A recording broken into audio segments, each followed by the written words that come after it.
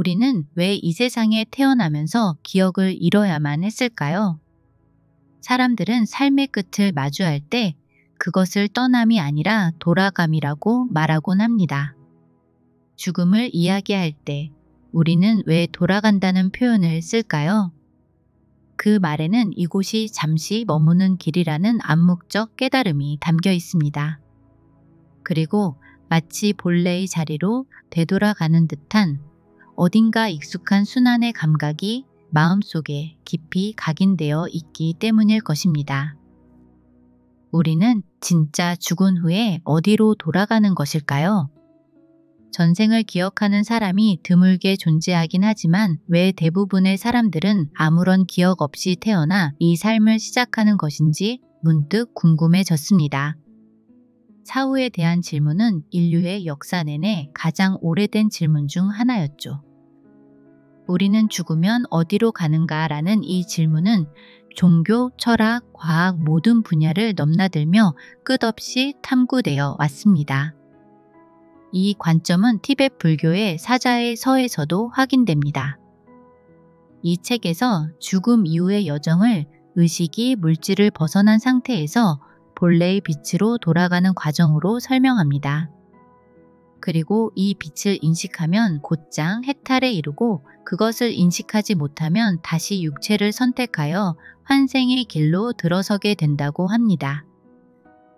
심리학자이자 임사체험 연구자인 엘리자베스 퀴블러 로스 박사도 수천 명의 임사체험자를 인터뷰한 후 이렇게 말했습니다. 죽음은 단지 우리가 입고 있던 외투를 벗는 것일 뿐 존재는 결코 사라지지 않는다. 그녀는 많은 사람들의 체험 속에서 죽음 이후에도 자기 인식이 지속된다는 공통된 특징을 발견했죠. 많은 이들이 죽은 후 마치 전체에 녹아들 듯한 무한한 평화와 사랑을 경험했다고 증언합니다. 이처럼 다양한 전통과 증언에서 죽음은 결코 끝이 아니라 오히려 더 큰 존재로의 회귀 또는 본래 상태로의 귀환이라는 공통된 메시지를 전하고 있습니다. 우리가 잊고 있던 그러나 결코 잃은 적 없는 그 하나로 다시 돌아가는 거죠. 정말 죽음 이후에도 의식은 계속될까요? 사후 세계를 체험한 이들의 이야기는 이 질문에 대해 놀라운 통찰을 던져줍니다. 수술 도중 심장이 멈추거나 심각한 사고로 의식을 잃었다가 돌아온 사람들의 공통된 증언에는 한 가지 흐름이 있습니다. 바로 이 세상 너머에도 분명히 무엇인가가 있다는 강한 확신이죠.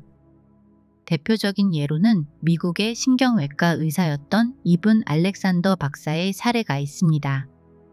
그는 세균성 뇌수막염으로 뇌 기능이 완전히 정지된 상태에서 의학적으로는 설명할 수 없는 환희의 빛의 세계, 그리고 자신의 가이드와 함께한 깊은 체험을 겪고 돌아왔다고 전합니다.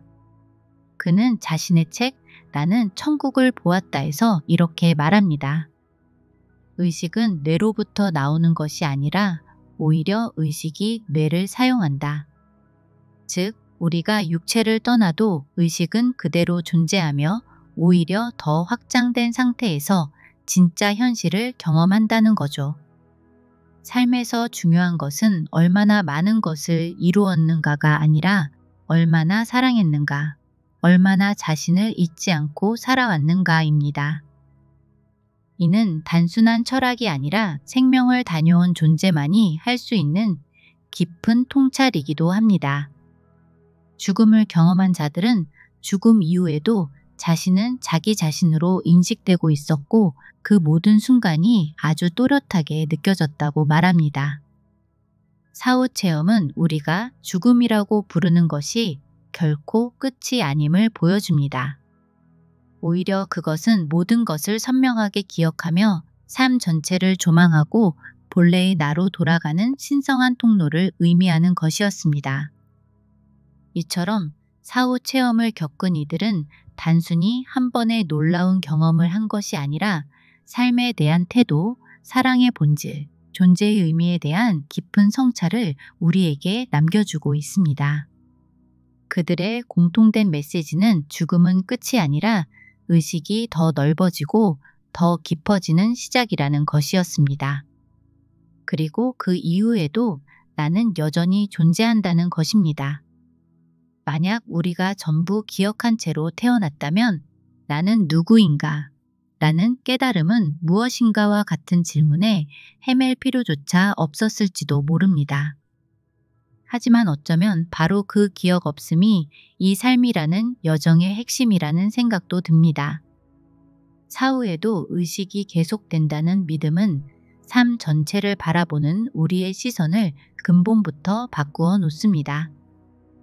만약 죽음이 단절이 아니라 연속이라면 지금 이 순간 우리가 하는 선택들은 단지 일시적인 것이 아니라 영혼의 흐름 속에서 계속 이어질 기록이 되는 겁니다. 이런 인식은 인간관계에서 감정적 반응보다는 더 깊은 책임감을 불러옵니다. 누군가에게 무심코 던진 말 한마디가 단순한 충돌을 넘어 그 사람의 영혼에 남는 흔적이 될 수 있다는 걸 알게 되면 우리는 말하기 전에 더 자주 멈추고 더 따뜻하게 바라보려 할 겁니다. 또한 용서와 화해, 사랑의 표현에 더 적극적이 되겠죠. 왜냐하면 죽음 이후에도 그 관계는 사라지지 않고 의식의 차원에서 이어질 수 있다고 믿기 때문입니다. 이것이 바로 사후의식을 믿는 삶이 가진 깊은 감정적 성숙입니다. 이 믿음은 지금 이 순간 내가 어떤 선택을 하고 있는가에 대한 질문을 던지게 합니다. 나는 지금 죽음 이후에도 후회하지 않을 선택을 하고 있는가? 그 질문에 대한 답을 우리는 종종 죽음을 눈앞에 둔 사람들의 마지막 말에서 찾곤 하죠. 호주의 간호사 브로니 웨어는 수천 명의 임종자들과 함께 시간을 보내며 죽기 전에 가장 후회하는 5가지라는 책을 썼습니다. 그녀가 만난 이들은 죽기 직전 대부분 이런 말을 했습니다. 내 삶이 아닌 다른 사람의 기대에 맞춰 살았던 걸 후회해요. 일만 하느라 친구와 가족과 시간을 보내지 못했어요. 나 자신에게 더 행복할 권리를 줄 걸 그랬어요. 이 말들은 단순한 후회가 아니라 삶 전체를 되돌아보는 영혼의 가장 진실한 고백입니다. 놀랍게도 그 누구도 더 높이 승진을 하거나 더 많은 돈을 벌지 못한 걸 후회한다고 말한 사람은 단 한 사람도 없었다는 점입니다. 마지막 순간에 남은 건 오직 사랑이었습니다. 사랑하지 못한 시간, 표현하지 못한 감정, 함께 있지 못한 순간들만이 깊은 아쉬움으로 남아 있었던 거죠. 사후 세계에 대한 질문은 철학과 문학의 중심에서 오랫동안 탐구되어 왔습니다.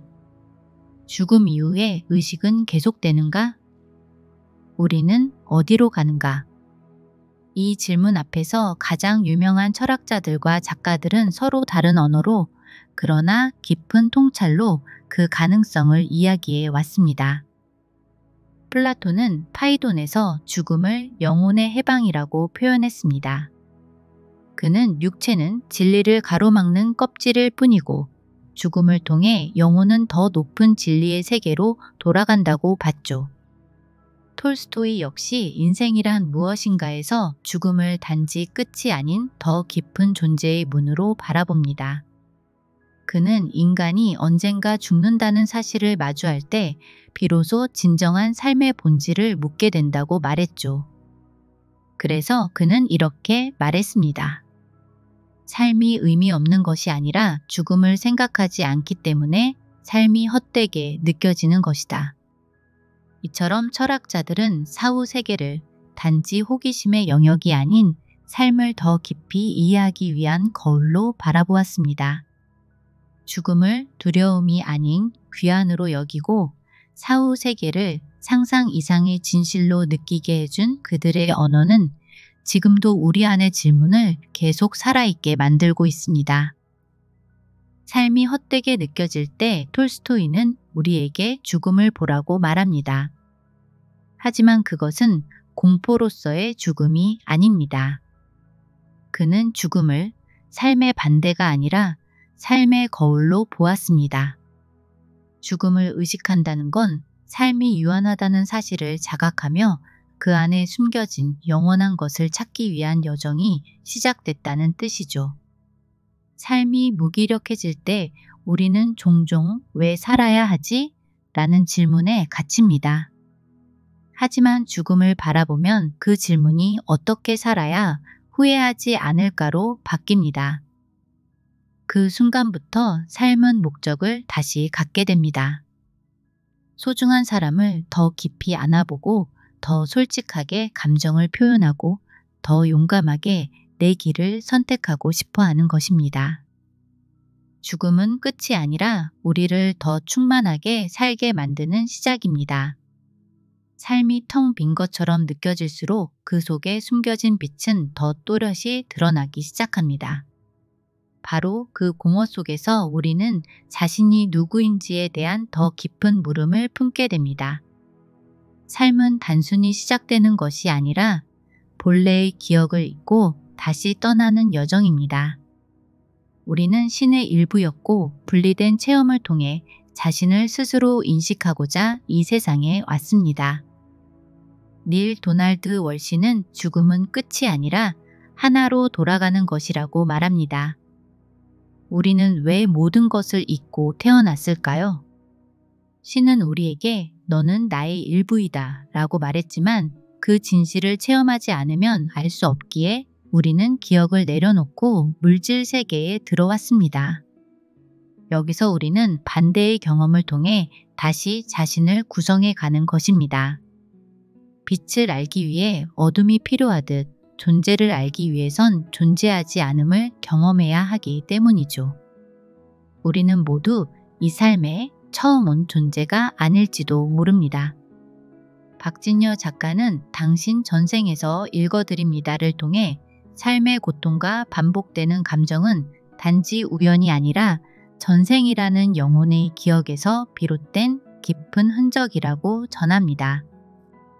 전생은 단순히 과거의 이야기로 보지 않고 오히려 지금의 나를 구성하는 보이지 않는 뿌리이며 내 삶의 고통과 반복, 관계와 선택의 중심에 자리 잡고 있는 의식의 흔적이라고 말합니다.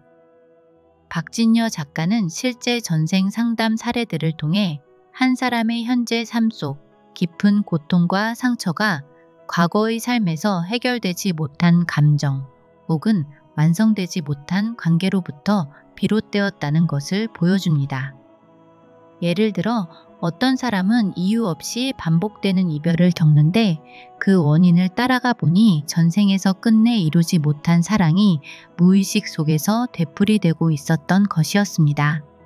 또 다른 사람은 정체 모를 불안과 죄책감에 시달리다가 전생에서 자신이 누군가의 죽음과 관련되었다는 기억과 마주한 뒤 비로소 지금의 감정이 해소되기 시작했다고 합니다.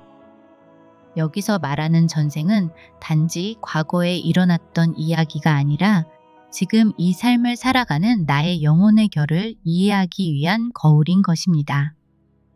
그 거울을 통해 우리는 왜 이 삶에 태어났는지, 그리고 왜 이 관계를 만나게 되었는지, 왜 반복되는 감정과 상황에 빠지는지를 들여다보게 되죠.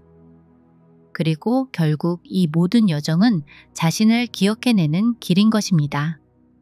자신의 본래 에너지, 본래 의식, 본래 사랑의 상태를 회복하기 위해 우리는 삶과 죽음, 수많은 만남과 이별 속을 다시 또 다시 통과하고 있는 것입니다. 이런 통찰은 닐 도널드 월시가 신과 나눈 이야기에서 전하는 핵심과도 깊이 맞닿아 있습니다. 그는 우리가 이 세상에 온 이유는 바로 기억을 잊은 채로 본래의 자신을 다시 체험하기 위해서라고 말합니다. 우리는 본래 신의 일부였으며 그 사실을 단지 듣는 것만으로는 충분하지 않기에 직접 체험하기 위한 여정을 선택한 것이라고 하죠. 그리고 이 물질 세계는 우리가 그 본질을 다시 기억해내는 장소입니다. 결국 삶이란 본질적으로 잊은 나를 다시 기억해내는 여정인 것입니다. 과거의 삶이든 영혼의 차원이든 우리는 단지 무의미한 사건 속을 걷는 것이 아니라 더 깊은 존재로 귀환하기 위한 길 위에 서 있는 것입니다.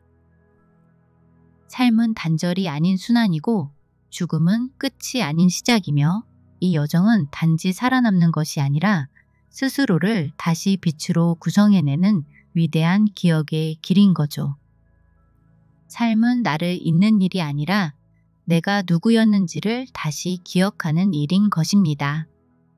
우리는 본래 하나였고 분리된 체험을 하기 위해 이 세상에 온 존재들이며 죽음은 그 일시적 체험을 마치고 다시 본래 자리로 돌아가는 과정인 것입니다. 그런데 왜 하필 물질 세계일까요? 그 이유는 단 하나입니다.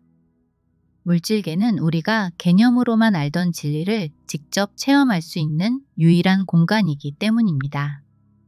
신은 수많은 피조물들을 만들어냈습니다. 왜냐하면 우리가 자신이 무엇인지 깨닫기 위해서는 먼저 자신이 아닌 것을 경험해야 했기 때문입니다. 예를 들어 키가 크다는 걸 알기 위해서는 먼저 키가 작다는 개념이 있어야 하는 겁니다. 말랐다는 걸 인식하기 위해서는 뚱뚱하다는 경험도 있어야 합니다. 마찬가지로 우리는 자신이 누구인지를 알기 위해 자신이 아닌 것과 마주쳐야 했습니다. 이것이 바로 물질계에 우리가 존재하는 목적이기도 한 것입니다. 우리가 창조주라는 존재임을 알기 위해서는 먼저 창조라는 행위를 해보아야 합니다. 그렇지 않다면 우리는 자신이 창조주라는 사실을 체험할 수 없습니다. 존재하기 위해 먼저 존재하지 않는 상태를 지나야 하는 것과 같습니다. 하지만 여기서 중요한 점은 우리가 존재하지 않는 상태로 떨어진 것이 아니라 의도적으로 기억을 지웠다는 점입니다. 왜냐하면 그렇게 해야만 우리가 스스로 그 존재를 선택할 수 있기 때문이죠. 선택의 여지가 없다면 그것은 진정한 선택이 아닌 것입니다. 우리는 언제나 신의 일부이며 신의 구성 요소입니다. 그러나 우리는 그것을 잊을 수 있고 그 잊음으로 인해 다시 기억을 선택할 수 있습니다. 여기서 말하는 기억은 단순한 정보가 아닙니다. 자신이 진짜 누구인지를 다시 구성해 나가는 깊은 자각의 여정입니다. 그 기억은 우리를 신과 다시 결합하게 만들고 우리가 전체의 일부였음을 체험하게 하는 겁니다. 결국 이 지상에서 우리가 하는 모든 질문, 모든 방황, 모든 배움은 무언가를 새로 배우는 것이 아니라 자기 자신을 다시 만들어가고 재구성하는 과정입니다. 그리고 이 여정은 나만의 것이 아닙니다. 우리의 삶은 다른 이들이 자신을 재구성할 수 있도록 도와주는 여정이기도 한 것입니다. 우리는 서로에게 거울이 되고 서로를 일깨우는 존재입니다. 그게 바로 우리의 직무이며 훌륭한 영혼들이 항상 해온 일입니다. 우리는 단순한 인간이 아닙니다. 우리는 영혼이기도 하며 이 여정을 위해 스스로 물질계를 선택한 창조자입니다. 결론적으로 빛을 인식하기 위해서는 어둠이 필요하듯이 존재하기 위해서는 존재하지 않음이 필요합니다. 하지만 원래 우리는 오직 하나였고 존재하지 않음조차 존재하지 않는 상태였습니다. 그 하나의 존재가 자신을 인식하기 위해 의도적으로 기억을 지운 채 물질계로 들어왔고 우리는 지금 그 잊음 속에서 다시 알무로 돌아가는 길을 걷고 있습니다. 그리고 그 길 위에서 우리는 잊혀진 본질을 찾고 다시 처음의 하나로 되돌아가는 길을 걷고 있는 겁니다. 삶은 자신을 기억하는 과정이며 신으로부터 온 우리가 다시 신으로 돌아가는 여정인 것입니다.